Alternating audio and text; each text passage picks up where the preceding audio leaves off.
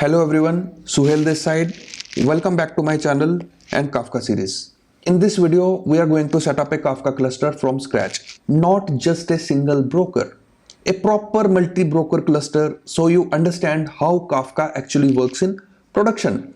Before continuing further, make sure you completed day 1, 2 and 3 videos of my Kafka series. In these first 3 videos, I explained Kafka fundamentals and set up a single node Kafka broker. If you have not watched the earlier videos, I recommend starting there first. Okay, so far we are running Kafka with just one node. In this video, we are moving from a single node setup to a full Kafka cluster using Docker Compose with multiple brokers and replication configured properly. This is where Kafka starts behaving like it does in real production systems. So without wasting time, let's get started. So in this section, we are going to set up a Kafka cluster using KRaft mode and see ourselves how Kafka cluster is highly available and scalable. By doing that, we will be learning few things better like replication and how Kafka is able to achieve high availability. That is the idea. We have already seen this kind of setup in my earlier videos, right? But I am going to clarify or add few more things. So I have to start from beginning one more time. In this image, we have multiple servers running. So for example, this is server 1, this is server 2, this is server 3 and so on. So we have multiple servers running. And what we do is we specify role to each and every server. So when the server is coming up, we can specify the role that, for example, this server can act as a controller, and similarly this server can act as a broker, and similarly this server can act as a broker plus controller. We specify role to each and every node, even though we specify controller role to multiple nodes, right? So let's assume, even though if we specify, let me erase all these things so that I can explain better. Even if we specify controller role to multiple nodes, let's say these are the 3 nodes to which we have specified the controller role, but only one of them will be active controller or main controller at a time. So they kind of doing voting among themselves, and they will select their leader, active controller or main controller. So that is the idea. So don't worry about all these things. I will explain each and everything when we will go through the Docker Compose file. Although we have already discussed these things in video 3 of my Kafka series, but I'll explain one more time all these concepts. Let me erase now everything. Now, as a developer, you have to create the topics. A topic is abstract. A topic is nothing but a collection of partitions. We have discussed this in very detail. If you want performance and scaling, what you need to do? You need to create the topic with more partitions, right? Let's say this is the topic. You want to create this topic with 2 partitions. Fire this command, Kafka topics.sh. Then you provide the Bootstrap server, right? And then you provide the topic name, right? And then let's say the topic name is order events. And then you provide the create command, right? But someone should receive this command, right? Who is that someone? That someone is the controller. So this command or any kind of request comes to the controller. So controller will identify the nodes. So for example, we specify the partitions as 2, right? So controller will identify the nodes on which this partition can be assigned. Let's say the green one is the partition 0. Let me also switch the color, right? So let's say the green one is the partition 0 and red one is the partition 1. So in this case, what the controller has done is it has identified 2 nodes, right? So this node for partition 0 and this node for partition 1. So it assigns these partitions to different nodes. Now you also want high availability. You don't want to depend on a single node. So in this case, I can also specify that this data has to be replicated to another brokers to be safe, right? So how we can specify that? So that is where the replication factor comes in place, right? So when you create the topic, you can also specify the replication factor. Let's say the replication factor is 3, right? So when you do this, two partitions and replication factor 3, so what controller will do is, the partitions has been assigned, the leader for partition 0 is this node, the leader for partition 1 is this node. But this data has to be replicated to multiple nodes. So what it would do is, it would identify 2 more nodes who would act as a followers. So for example, the partition 0, it has identified this node and this node as followers for partition 0, and for partition 1, it has identified this node and this node as well, the followers for partition 1. So it is the controller whose responsibility is to assign the partitions as and when any server comes up or any server goes down, right? So that's how these things are working behind the scenes. So what would happen is, as and when, if we want to publish any message, let's say we want to publish any message for partition 0, right? So who would receive the partition 0 message first? The leader would receive the message first, and then it will also send the message to multiple other nodes who are the followers, right? So that's how the flow is actually. And one more thing, when controller identifies all the nodes that this is a leader, these are the followers, it sends all this information to entire cluster, right? It sends all this information to entire cluster using topic. Which topic? Cluster metadata. We have already discussed, and I have explained each and every concept in detail by digging into this topic as well. So this is an internal topic, and each and every broker subscribes to this topic. So every broker knowing what is going in the cluster. This is the internal topic. Let's say there are some nodes, right? For example, this, just for an example, right? These nodes have nothing, right? They don't have anything. They are not subscribing to any topic, right? Because they are not having any partitions being assigned, right? So would these nodes be subscribed to this topic as well? This is a very common question, right? Yes, this node would also be subscribed to cluster metadata. Why it has to be subscribed to this? Because you don't know that as a client, whoever is using this Kafka broker or whoever is using this Kafka cluster, you don't know that this server or this server can act as a Bootstrap server, right? So if this is the Bootstrap server, then it should know each and every information, right? Who is the leader, who is the follower? You would say, okay, then in that case, is this Bootstrap server who would send the information to leader? No, it's not like that. So what would happen here is, the Bootstrap server has each and everything about the cluster, right? So it has, let's say, node 1, right? And it has the leader for partition 0, right? Let's say this information it has. And who are the partition? Let me write the other way. Topic is order events, right? This is the topic. And for partition 0, right, who is the leader? Let's say node 1 is the leader, and who are the followers, right? The followers are, let's say, node 2, node 3, node 4 are the followers, right?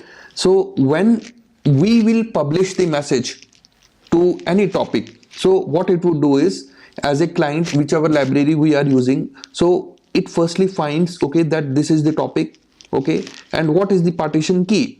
If we have passed the partition key, according to that, it would fetch that particular record, right? And it has node address as well. So the client would directly publish the message to the leader only, right?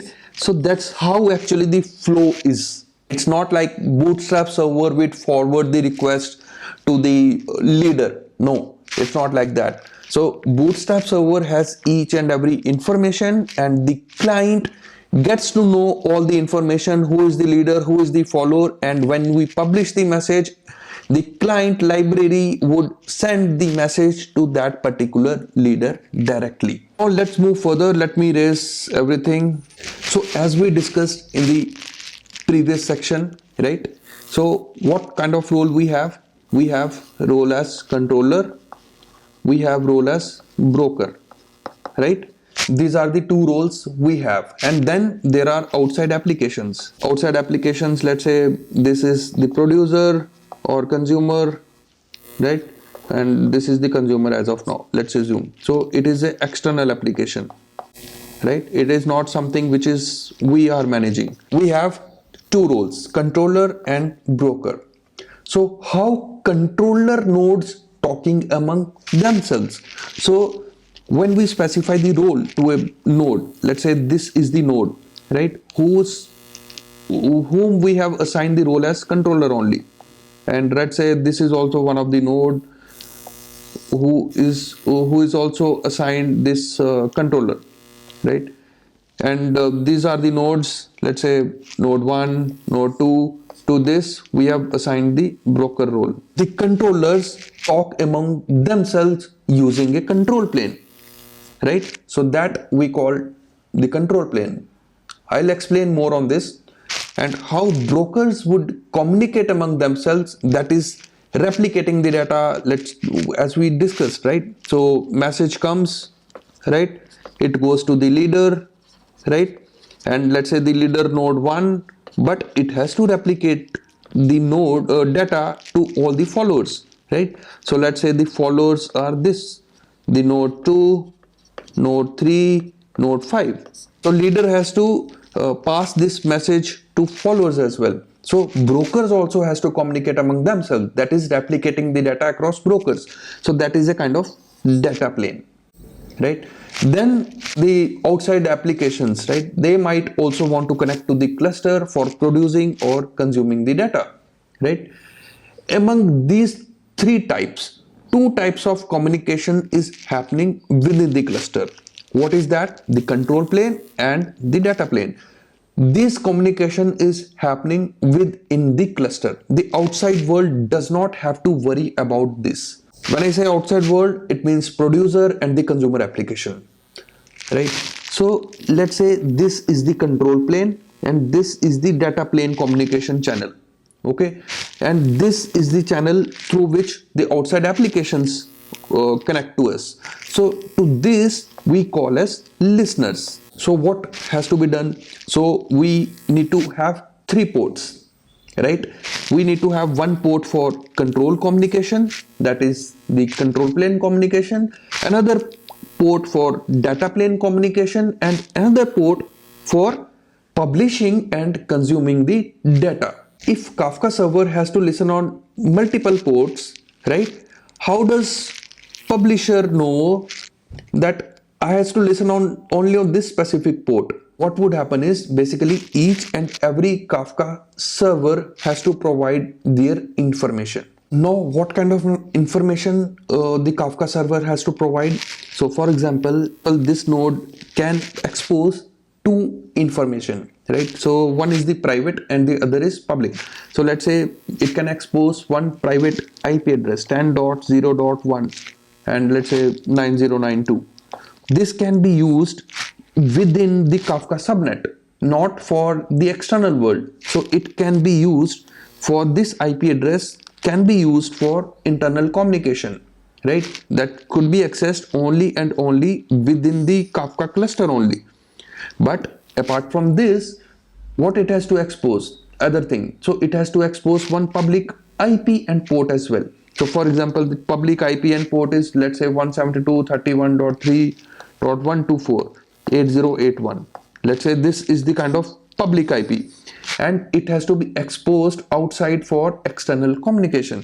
So that's how normally we set up the things. Now let's set up Kafka cluster using Docker Compose. And with that, you would be better knowing all these concepts, right? How this control plane, data plane, and the outside world is communicating among themselves. So before setting up the Kafka cluster, I just want to clarify how we are making sure the setup is done, right?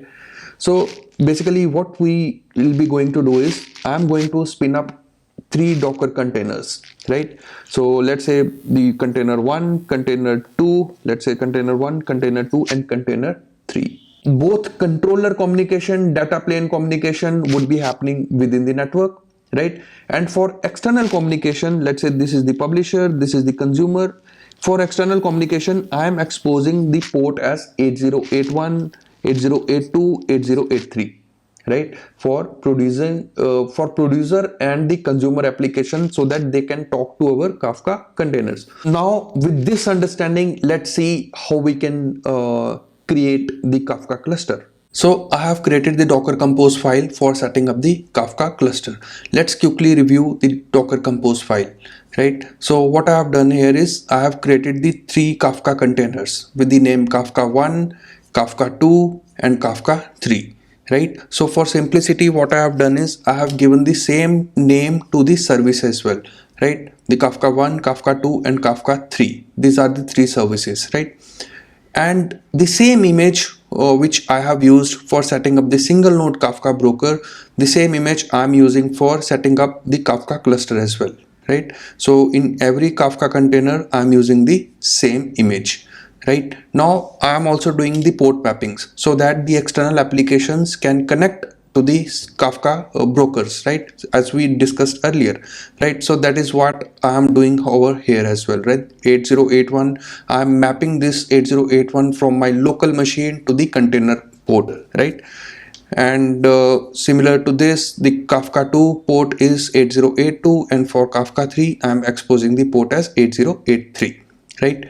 Now, whenever you are setting up any cluster, right? So for this, for example, for this Kafka containers, right? So we need to give the cluster ID. That's what it is being mentioned over here, right? So if we have to run all the Kafka containers in a single cluster, we have to give the same cluster ID, right? So for example, test cluster is the ID which we have given to each and every Kafka container, right? So if I change the cluster ID for any of the container, so this container, Kafka 1 container, would run in a separate cluster. So we have to give the same cluster ID to each and every Kafka container to ensure that each and every one is running in this inside the same cluster, right?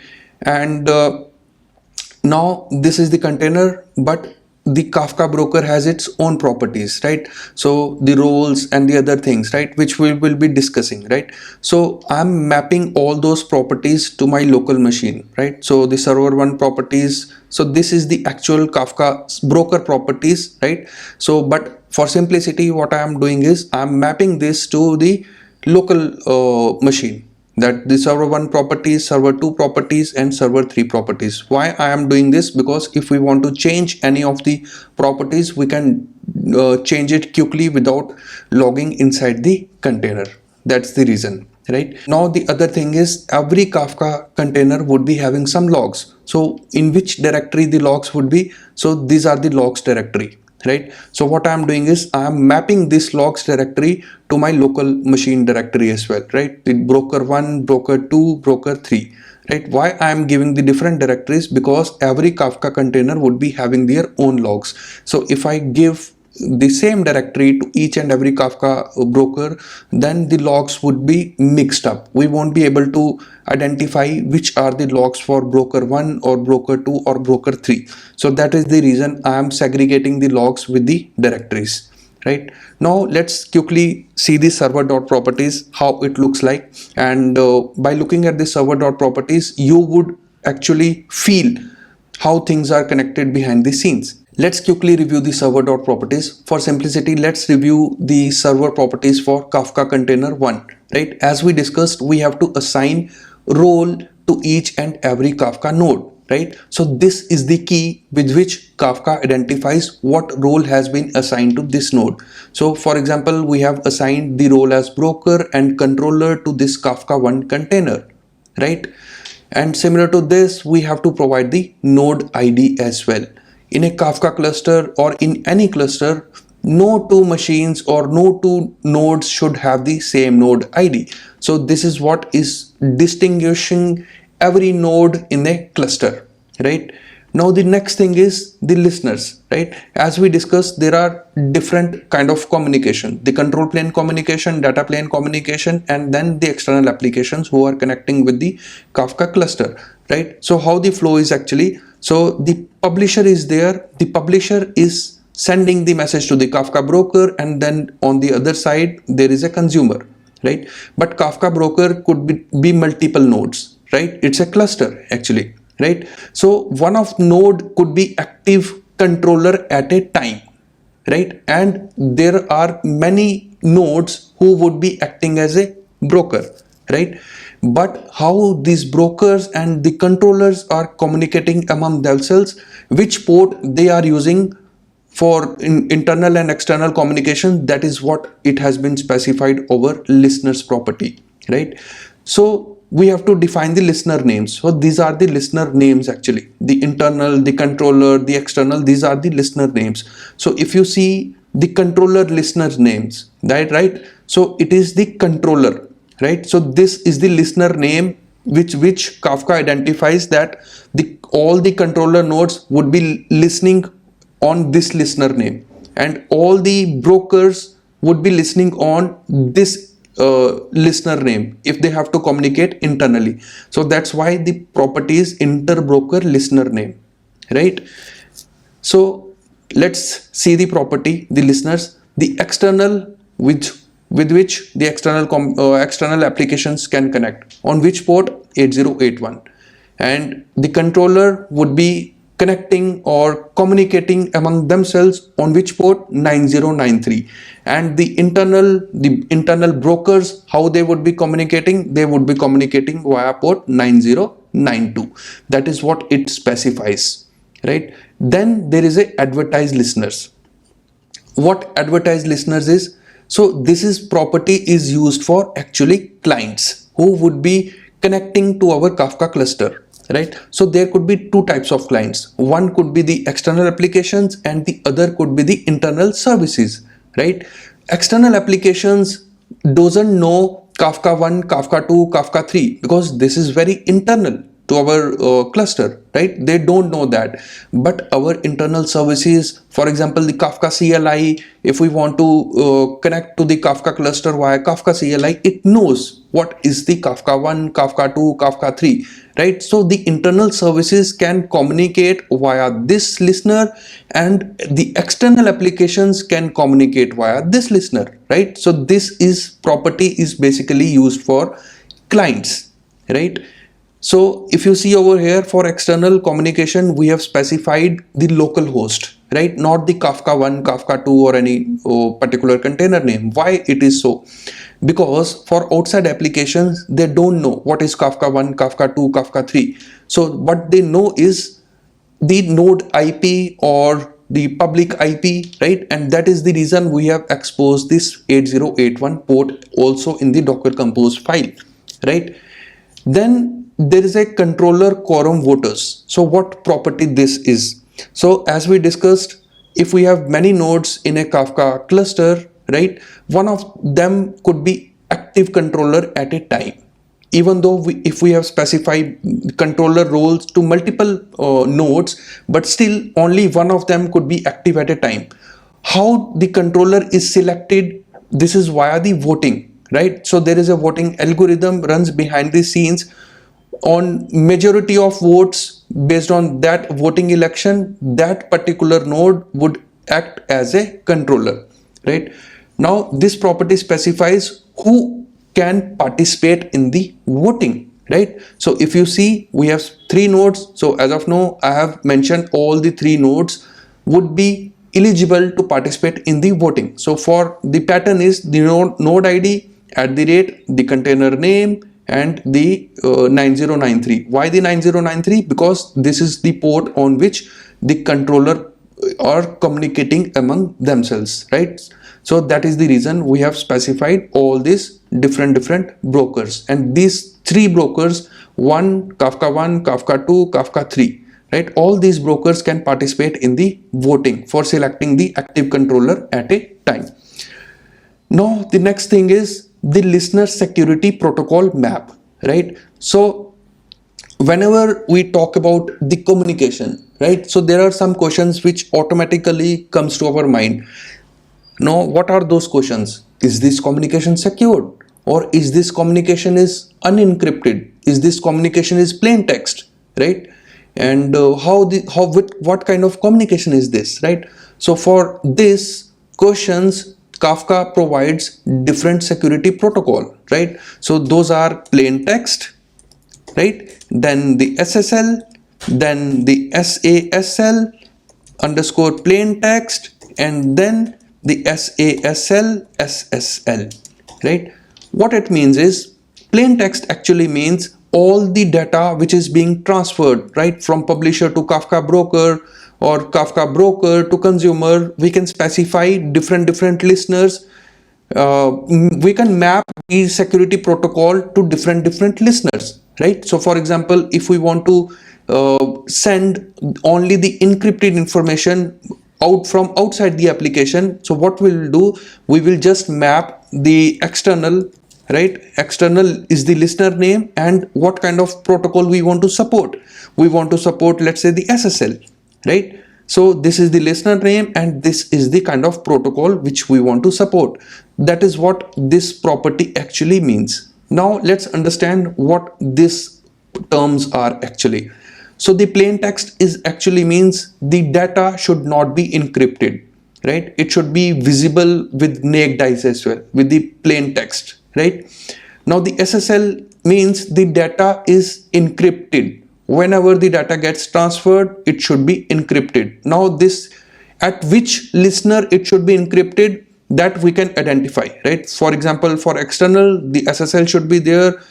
For internal, it should be plain text. So there are different security protocols we can support for different listeners, right? Now the SASL underscore plain text, what is actually mean?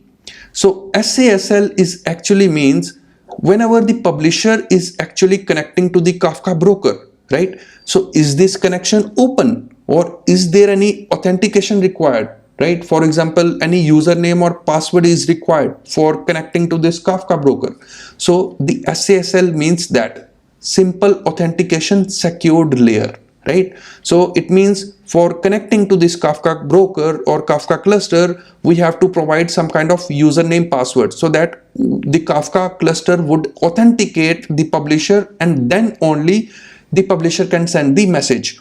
Now the authentication is one part. Now the next part is what kind of data transfer it should be. It should be plain text or SSL. So these two properties specify that.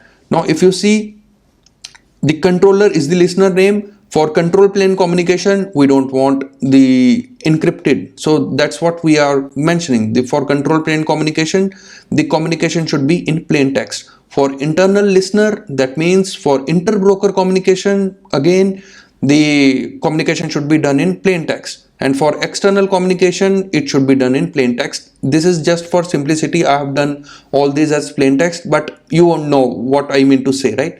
So you can change this as well, external to SSL, right? Or internal to SASL underscore SSL. You can tweak these settings, right?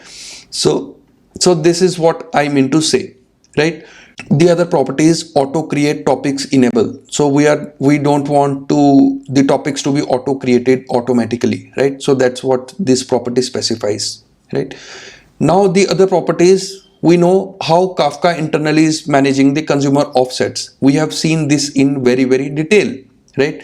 So this is what the property is, that how many replications or replicas for this topic we want to have. So this is what I am mentioning over here, that I want 3 replicas for this topic, and this is the logs directory. So where the logs would be placed for any of the Kafka broker or Kafka container. Now I'll quickly show you the server.properties as well, just for comparison, right? And so if you see here, you can change the role if you want to do that. right? So if you want to assign only the broker role to Kafka container 2, you can do that, right? So the node ID, we have given the node ID as 2, and similar communication pattern, listeners, protocol, everything is almost same, right? So this is the kind of I would say the server.properties we have to mention, right? The server 3 properties is also same, and the node ID we have given as 3, right? Now, I hope you understand what I mean to say, how we are setting up the Kafka cluster. Now it makes more sense to you that how things are connected behind the scenes. Now let's quickly run the Kafka cluster and make the server up and running. So this is my I would say the console, right? So what I'll do is I am in the directory where my docker compose file is there, right? So my docker compose file is there, and this is the same file which we have seen, right? The Kafka 1, Kafka 2, Kafka 3, these are the 3 containers which we have seen in this file. Now what I'll do is I will just use the docker compose up -d, right? So with this, what it will do is it will create the Kafka containers 1, 2 and 3, right? So it started the Kafka container. So if you want to see docker ps-a grep Kafka, right? So if you see Kafka 1, Kafka 2 and Kafka 3. So this was the old Kafka container, the single node Kafka container, but we don't want to use that. But these are the brand new Kafka containers which has been set up. So we have successfully set up the Kafka cluster, right? And in the next video, we will discuss more concepts. We will see the fault tolerance demo, Spring Boot application, and how the Java application would be connecting to the Kafka cluster, publishing the messages, consuming the messages, and much more deeper concepts. Please do like, subscribe, and share my channel with your friends and other teammates where they can learn how they can use the Kafka in real production systems. So see you in the next video. Thanks for watching. Thanks a lot.